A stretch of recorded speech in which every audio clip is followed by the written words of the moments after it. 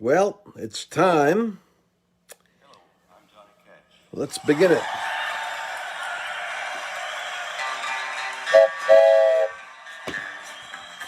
I believe I can hear that train a-coming. The Trump train just made its first stop. Liz Cheney. Bye-bye. She just got hit by the Trump train. Third most powerful Republican just sent packing. And it's good riddance. So out of touch. Every time this happens, and this literally is ruining careers, miscalculating the populist movement behind Donald Trump. Stupidest move you can make. And every time they make it, it's like a kindness of God, because it reveals what their real disposition is. Trump is like a truth serum. He makes whatever is in you come out. Now, the story with Liz Cheney, for those of you who aren't tracking with this, is she is clearly part of the swamp world and has been since she grew up right there in, McLean, Virginia. So the battle we got now, let me see if I can get, I love this song with Johnny Cash. But I want you to catch this thing with Liz, because she is like the news item right now. And the fact of the matter is that her obnoxious commentary regarding Trump and completely misreading the way in which the country, the party, was responding to the frustration over how the election was handled, just literally created a temptation for her to go on public record saying that she, as far as she was concerned, he was inciting irresponsible rhetoric, was leading to the destruction of America, and that she was going to do everything she could to stop it. And she became quite a hero to the left. But as you can imagine, she suffered some real serious setback. Let me see if I can catch CBS, of all places, telling you their take on this.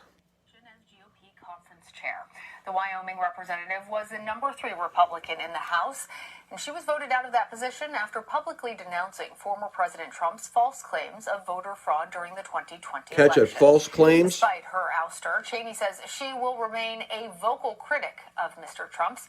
CBS News correspondent Nicole Killian has more. A vocal critic. That's why Trump has power to get rid of her. The Congresswoman emerged undeterred. Congresswoman, do you feel betrayed by today's vote? I do not. I think that it is an indication of where the Republican Party is. We cannot be dragged backward by the very dangerous lies of a former president. Cheney was booted as the number 3 leader in the party in a closed-door vote that lasted only about 15 minutes. The election is over. Sources inside the room tell CBS News the Wyoming Republican was booed after saying she won't embrace former President Trump's big lie that the 2020 election was stolen. She told them, "If you want leaders who will enable and spread his destructive lies, I'm not your person." I will do everything I can to ensure that the former president never again gets anywhere near the Oval Office. Yeah, well, she's toast. The president, who has pushed for her removal for months, called Cheney a bitter, horrible human being, as some of her Republican colleagues publicly celebrated her Madison. demise. Frankly, it doesn't serve us well if she's fomenting division in our ranks. The shakeup caps a remarkable turn of events. Now, what do you think about this quote here with Kevin McCarthy? Kevin McCarthy, I'm concerned about him. Few public supporters today. Listen to what comes up. Senator John McCain, who said Liz Cheney chose truth over lies. She chose country over party. Do you think the party has hit a low? I hope so. Another, Illinois Republican Adam Kinzinger, said his colleagues chose their path forward. The conference has made their will heard.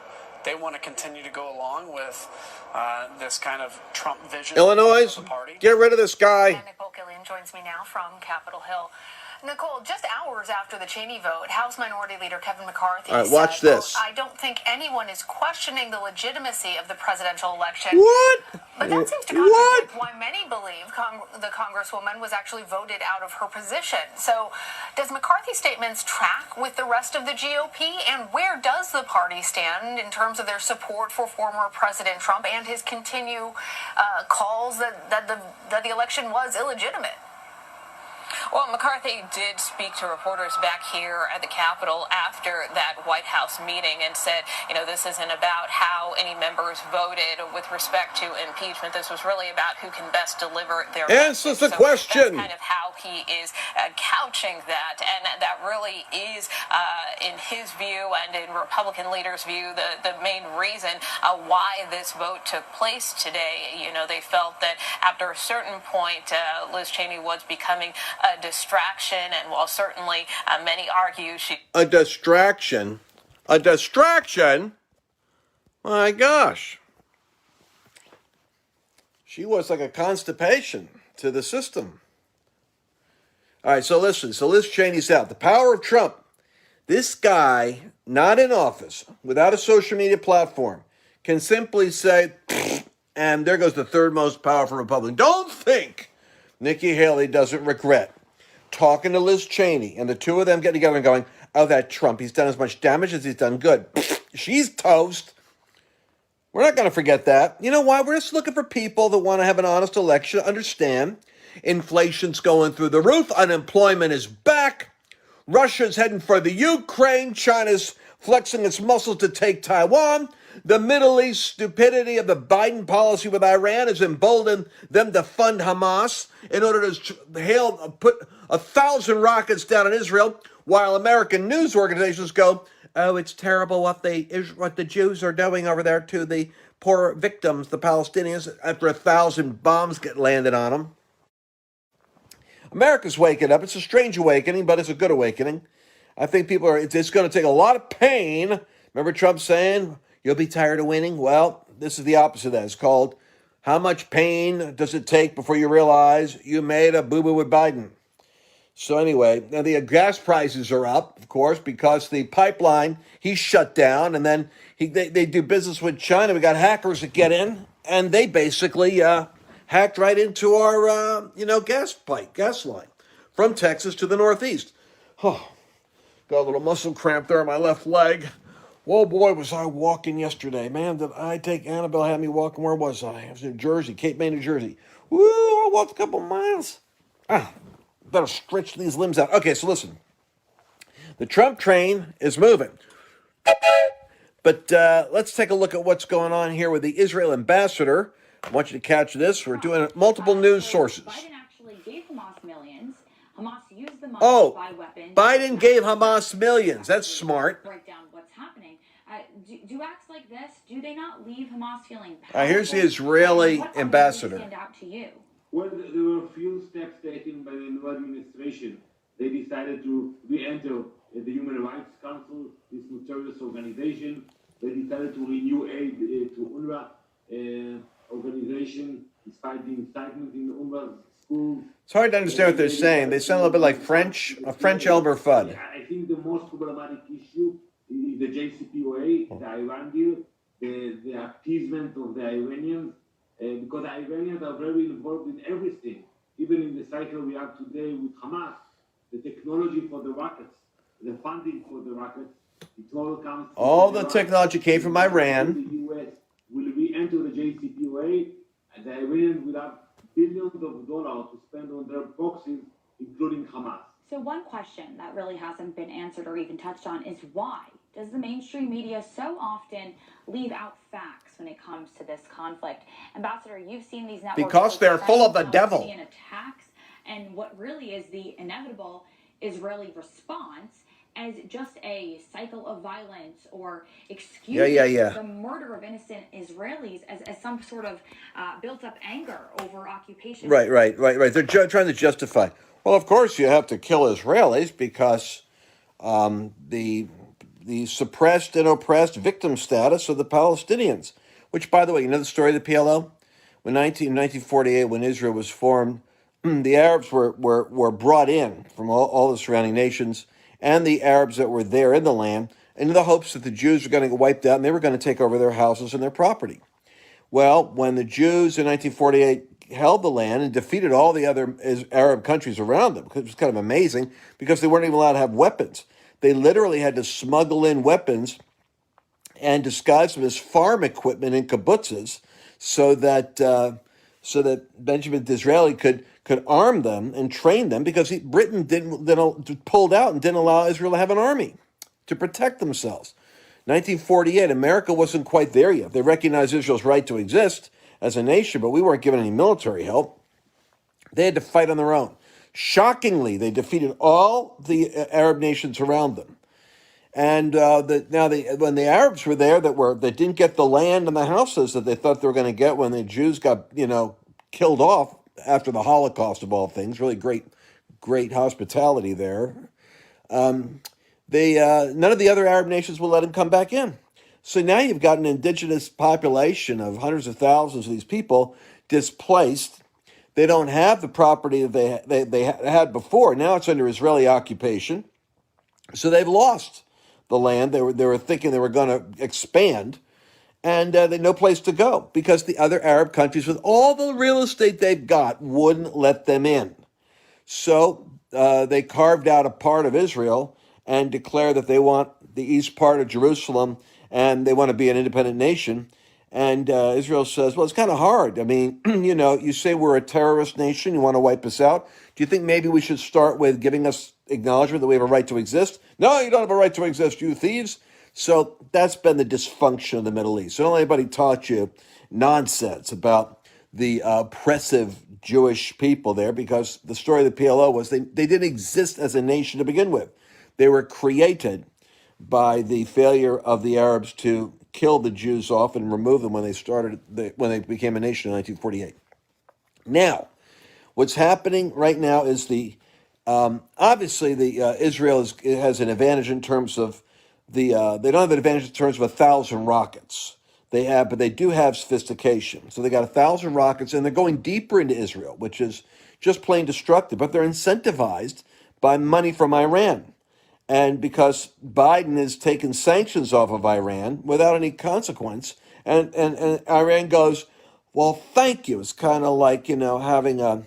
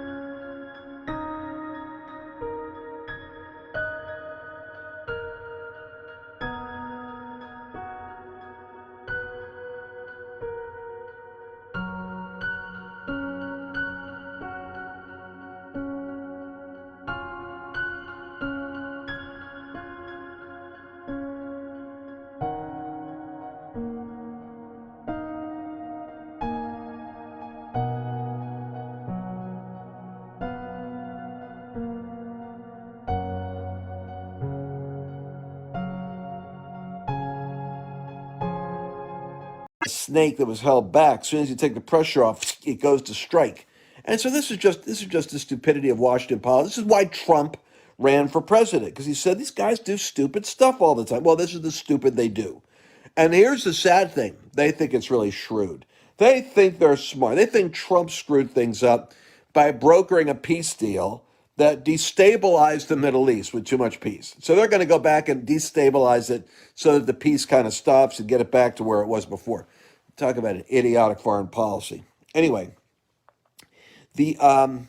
what's going to happen is Israel's going to continue to use jets. They're going to do pinpoint targeting you're going to see more casualties in the PLO world because they literally use civilians as a shield so that when they're shot at, civilians get killed, and they could go to the Western press and go, they're killing innocent people, not saying that they're using innocent people as a human shield in order to make them a casualty count and to discourage Israel from shooting at them because they're in hospitals, mosques, and residential centers where they're parking their little missile sites and launching their missiles from. It's really this is already a known tactic, but you would think that the press would tell you what they're doing. There's no sympathy for a country that just, without provocation or justification, rains down 1,000 missiles on its neighbors, and just it tells you why you've got a problem with Middle East peace. So we pray for the peace of Jerusalem, which we had when Trump was president, but of course he was a Cyrus in office. I keep saying it, even though some people kind of get nauseous over the fact, oh, Trump is this, Trump is that. Yeah, he was. All knuckleheads out there, he was. Isaiah 45, Cyrus, a modern day Cyrus. And and when you don't have Cyrus, you don't have the military restraint that comes with that anointing that Trump had. Now you see China getting aggressive. You see Russia getting aggressive. I'm waiting any day now for North Korea because South Korea's president is weak and wimpy. Pray for strong populist leadership and a strong conservative message to stir up all those progressive, weak and anemic South Korea. South Korea could fold with all of its freedom and democracy just because North Korea is so consolidated in its aggressiveness. This is what happens. It's like in the United States, we're getting bullied out of the public square, bullied off of media, bullied into silence, bullied into wearing masks, whether MIT comes out with a study saying the mask doesn't make a difference. Doesn't matter. It's a form of submission. It's like it's like the burqa. See, the Muslims have a burqa over the women, so they have them in submission to their religion. The Democrats have the mask so that you're in submission to their religion. And it's the woke awakening that they want you to be submitted to. So even though, like I said, MIT's research says, really, there's no evidence the masks are actually making a difference. And, because the bacteria actually works its way in a strange way through kind of like a mosquito going through a chain-link baseball fence. The mask fibers don't stop that. And besides, bacteria doesn't spread that way now anyway. So we'll talk about that at another time. I can't talk about it on any of these channels. Certainly not, on Facebook and YouTube and, and Instagram. So you want to go to liftable.tv/underground. Liftable.tv/underground. I'm going to be doing like a 45-minute a day, an hour a day. Rush Limbaugh meets, Joe Pentecost. And I'm going to be giving you the conservative news and views, the inside story on Trump. McCarthy, he doesn't impress me. I'm telling you something. McCarthy does not impress me. I'm sorry. I may run into the guy. He may hear me say this. But he's just, for him to even make a statement and not retract it, that he thinks he's not saying the election wasn't valid. Biden, why doesn't he just say, you're standing in the way of us examining the results in Arizona. What are you hiding? Help us help you. Take a line from Tom Cruise's movie there. Help me help you. Because Americans need to know that their elections are fair and just.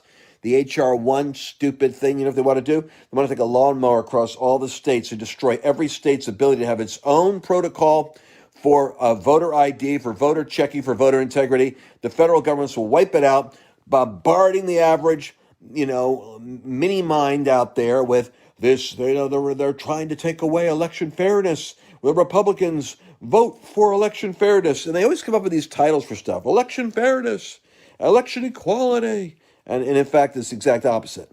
It's election ruin the ability of the Republicans to ever compete and win, and let us make this into a communist Venezuela where we have perpetual power and can shut down your churches and persecute your freedom of speech, and then get your guns so you can't stop us when we take your property. I know that sounds cynical. I'm just increasing the threshold of pain so that anyone who's not persuaded can know, are you tired of not winning yet? Because this is all the policies, including the inflation, including the now $30+ trillion of debt, which is all for porculous infrastructure that is going to accomplish nothing in terms of helping small businesses to be able to survive the destruction of the policies of Democrat-run governors in bankrupt cities and states that are getting bailed out under the guise of stimulus and infrastructure that isn't infrastructuring anything. Anyway, this is I just wanted to get that to you. Now, the good news.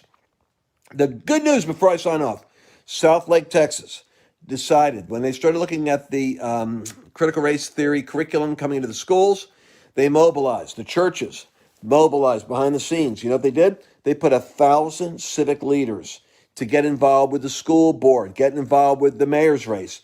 And the left got knocked upside the head. The Democrats don't know what the heck happened because they were incrementally cooking us here in Texas because we are paying attention to governors and Congress and Senate and the big president's office. We're not looking at who's coming in to the school, to the neighborhood, the crack house down the street, which is critical race theory. So, which they want to get into your kids' brains so they can turn your kids against you. So, what's happened? 1,000 of them stormed in, stood up and said, hey, we don't like the way you're running things. We're going to vote for someone else. Boom, boom, boom, boom, boom. They overturned those seats. You got to do that. You cannot win by prayer alone. Man does not live by prayer alone, but by prayer and obedience. And obedience means occupy. Occupy means go. You know what a missionary is? It's someone who goes into all the world. You got to be a missionary for the kingdom, and you got to go in to protect the rules, the laws, and the freedoms you got from having them stolen from you by evil. You have to get involved with the school board and the city council and the mayor's office. And if you're not qualified to run, don't run. I mean, some people hear me say this, and then, Lance, I'm running. I'm thinking, don't run. Walk. Walk, walk, walk. Get involved first. Know what you're doing. So if you're not ready for that, then go stand with someone else who is called to do it. Don't have to be so proud that you always have to be you as the hero in the story. You come alongside and help someone else who's qualified to run, that has a business, that has a track record. The Bible says, the deacons were those that were that already have a reputation among the people as being able to do business and have wisdom. That's what the deacons were. It wasn't somebody with a prophecy. I'm going to be a deacon someday. I'm going to be a congressman. Make sense? All right, I'm going to have to hop off the phone because Annabelle's calling. And got to go catch up. But she's preaching in New Jersey at Peter Roselli and Trish Roselli's church in New Jersey. I don't know if you guys are over there. You should probably go check it out. I'll try to post where it is. Remember, you want to catch me? I'm coming up now on Liftable, a new platform, Liftable, liftable.tv/underground. If you do that, you're going to be able to get a hold of not only me, but Michael Jr. We got comedians. We got George Barnum with data. We got Lee Strobel with apologetics. We got Tony Perkins with the Washington Watch. It's just a great team we got. It's freakishly cool. So, and I'm hoping to do an afternoon slot every day. Like I said, I think we got 500, 600 of you guys over there now. Let's get a couple of thousand. Let's get 10,000 so that we can, we got some muscle. We could do something. When we talk about a school board, you can actually, get 50 people to show up. Then does that make sense to you? All right, praying for Israel. I pray that they're going to have unity in their government, coalition government, that Netanyahu will continue to have authority to lead, that this interruption is going to work out to his favor and his favorability in Israel, even though they got a problem. 20% of the population is Arab, and the Arabs don't like Netanyahu because he's a strong leader for, in terms of dealing with Hamas. But you can keep praying. Now, I think tomorrow night, I'm going to be back on Flashpoint, Thursday night. And I think we have Kevin Sorbo on, who's that great actor. And I think he had 400,000 people on one of his social media channels. And bam, he was just taken off. Executed by the, the Silicon Valley Siberia, party there. So, but we'll be on that show tomorrow night.